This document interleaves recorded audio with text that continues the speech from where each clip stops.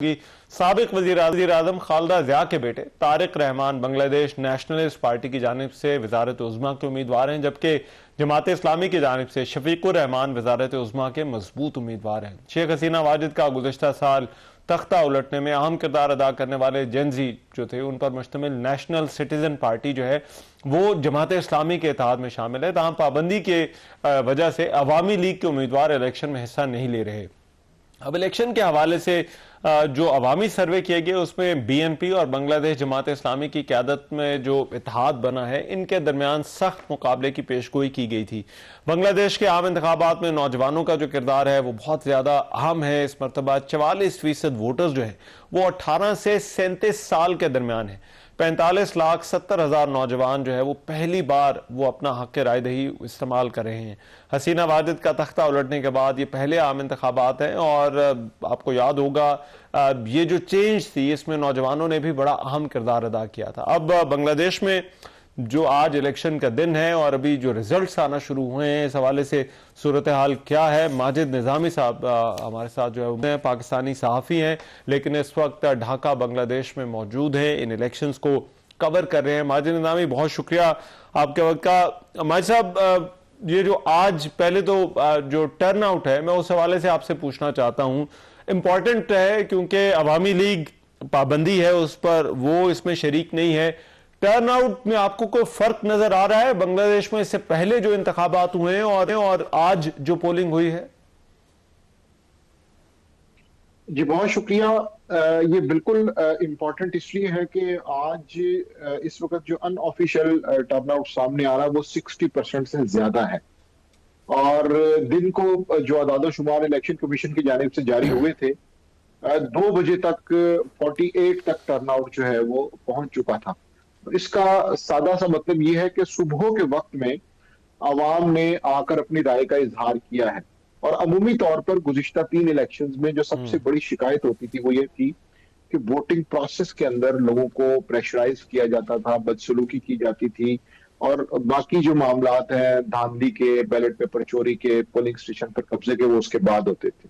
तो आज अगर हम नंबर्स पे नजर डालें तो ऐसे कोई बड़े वाकयात नहीं हुए। सिर्फ 3 हलकों के हवाले से वहां पर पोलिंग कैंसिल करने की एप्लीकेशन आई हैं। एक हलके में धींगा मुश्ती में एक उम्मीदवार जो है वो हेड इंजरी हुई है, उसके बाद उनका इंतकाल हुआ है। अच्छा। लेकिन अमूमी तौर पर जो तारिक रहमान है और जमात इस्लामी के अमीर हैं, उन्होंने शाम को जो मीडिया को बयानात जारी किए हैं उसमें उन्होंने अमूमी तौर पर इसको एक कंट्रोवर्सी फ्री और बेहतर इलेक्शन करार दिया है और दोनों ने इस बात पे जोर दिया है कि एक तो तारिक रहमान के मुताबिक वोटों की गिनती में ताखीर नहीं होनी चाहिए और अमीर जमात इस्लामी ने भी ये कहा है कि हम वोटों की गिनती के वक्त भी पहरा देंगे ताकि इस जो मामले में कोई धांधली की शिकायत ना आ सके। अच्छा, लेकिन इसमें भाई साहब साथ ही जो है वो रेफरेंडम भी इसका हिस्सा है। एक तो उस हवाले से भी बताइएगा कि बुनियादी तौर पे मैं चाहता हूं जरा देखने वालों को पता चले कि उसका मकसद जो है वो क्या था। और दूसरा जो मेरा सवाल है वो ये कि बहुत बात होती रही जब हसीना वाजिद का तख्ता उल्टा गया और उसके बाद भी जो उनका इंडियन कनेक्शन था, जो इंडिया फैक्टर है, क्या वो इन इंतखाबात में किस हद तक जो है वो असरअंदाज हो रहा है और वोटर्स के लिए किस हद तक आपको इंपॉर्टेंट नजर आया? जी बिल्कुल। ये जो इंडियन फैक्टर की आपने बात की है, इसमें एक चीज जो हमें ग्राउंड पे देखने को मिली है वो ये है कि इंडिया के इन्फ्लुएंस के हवाले से बिल्कुल यहाँ पर मुज़ाहमत पाई जाती है और इस बात पर नापसंदीदगी का इजहार किया गया कि शेख हसीना का जो टिल्ट है वो इंडिया की तरफ इस हद तक ज्यादा हो गया था कि बांग्लादेश के जो रियासती मुफादात हैं वो मुतासिर होना शुरू हो गए थे। तो ये इसमें एक चीज बड़ी इंपॉर्टेंट रही है। लेकिन जो इलेक्शन कैंपेन है उसका बड़ा और बुनियादी फोकस इंटरनल इश्यूज रहे हैं।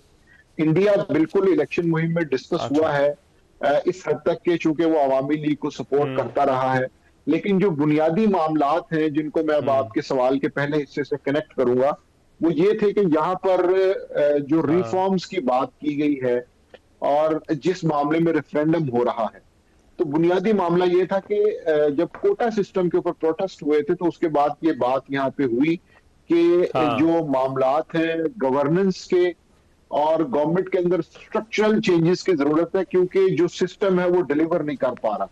एजुकेटेड मिडिल क्लास हो, स्टूडेंट यूनियंस हो, या जिसको हम जेन जी कहते हैं, ठीक। वो इससे परेशान थे। तो उन्होंने हम्म। एक इसका रिजल्ट दिया और फिर एक नेशनल कंसेंसस कमीशन बना इंटरिम गवर्नमेंट में, जिसने ये सारी सिफारिशात तैयार की हैं। हाँ। इसमें गवर्नमेंट के ढांचे में भी तब्दीली होगी, अदलिया, पुलिस, ह्यूमन राइट्स, उसके बाद गवर्नमेंट स्ट्रक्चर के अंदर चेंजेस हम्म। हैं। सेनेट का क्याम अमल में लाया जाएगा। सेनेट मौजूद नहीं है बांग्लादेश में। और अच्छा। उसमें जो सबसे इंपॉर्टेंट बात है वो ये है हम्म। कि सेनेट जो है पाकिस्तान की तरह नहीं होगा कि यहाँ पर एमपी एमएनएस जो है वो लोग मुंतखब करेंगे, बल्कि हाँ।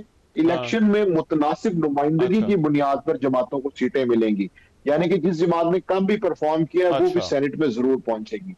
तो ये एक पूरा एजेंडा है जिसको अच्छा। इंटरिम गवर्नमेंट ठीक। जो है वो इम्प्लीमेंट नहीं करना चाह रही थी, क्योंकि उनका ये ख्याल है कि चूंकि हाँ। दस्तूर में तब्दीलियां होनी है तो आने वाली हुकूमत जो है इसको प्रॉपरली करे, और उसके बाद फिर वो 180 वर्किंग डेज का एक टाइम दिया गया है कि अच्छा। उसके अंदर अच्छा, ये सारी एक एक तब्दीलियां और होंगी। चीज जी, क्योंकि जो हसीना वाजिद की हुकूमत का तख्ता उल्टा गया तो उस वक्त नौजवान खबरों में रहे, इनके प्रोटेस्ट, फिर इनकी अपनी पार्टी भी बनी, और अभी इस वक्त जो नेशनल सिटीजन पार्टी है वो जमात इस्लामी के इत्तेहाद का हिस्सा है।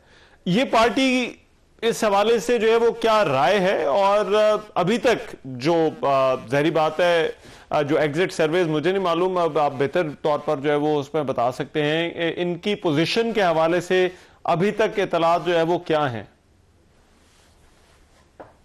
जी, एनसीपी का रोल चूंकि उस पूरे प्रोटेस्ट में बड़ा इंपॉर्टेंट था, और एनसीपी ने फिर दोनों जमातों से बात हम्म। की, बीएनपी से भी और जमात इस्लामी से भी। और बीएनपी की जानिब से हैरानकुन तौर पर उन्हें कोल्ड शोल्डर मिला और इतनी ज्यादा सीट्स उनको ऑफर नहीं की गई, क्योंकि वो इलेक्शन में नए अच्छा। हैं, नई सियासी जमात है, उनकी उम्र बहुत कम है। तो उन्हें एक तजर्बाकार शरीक कार की जरूरत तो थी।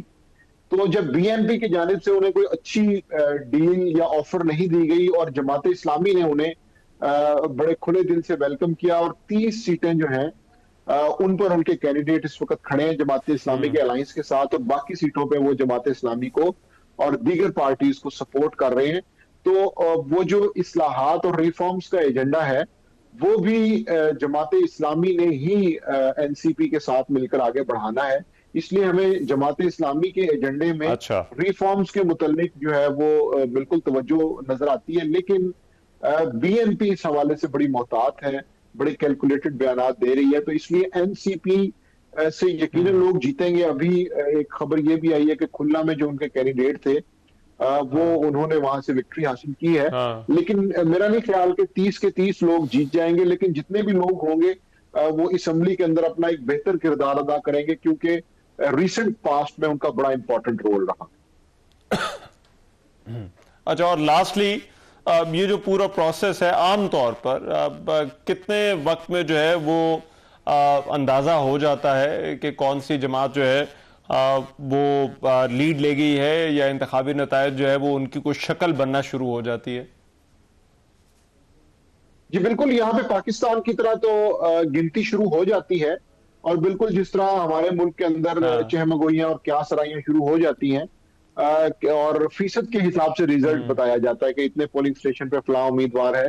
लेकिन इस अच्छा। हवाले से बीएनपी के जो ठीक। इलेक्शन कमेटी के लोग हैं उनसे जो बात हुई, तो उन्होंने बड़ा रिस्पॉन्सिबिलिटी के साथ ये कहा कि कल फर्स्ट हाफ में हम आपको एक बेहतर कैलकुलेटेड रिस्पांस दे अच्छा। सकते हैं कि हमारी पोजीशन क्या है। तो इसका मतलब ये है कि सारी रात रिजल्ट्स ठीक। आते रहेंगे, और कल सुबह जो है वो एक क्लियर पिक्चर होगी राइट। कि कौन आगे है। ठीक। राइट, बहुत शुक्रिया। माजिद निज़ार साथ मौजूद थे, और बांग्लादेश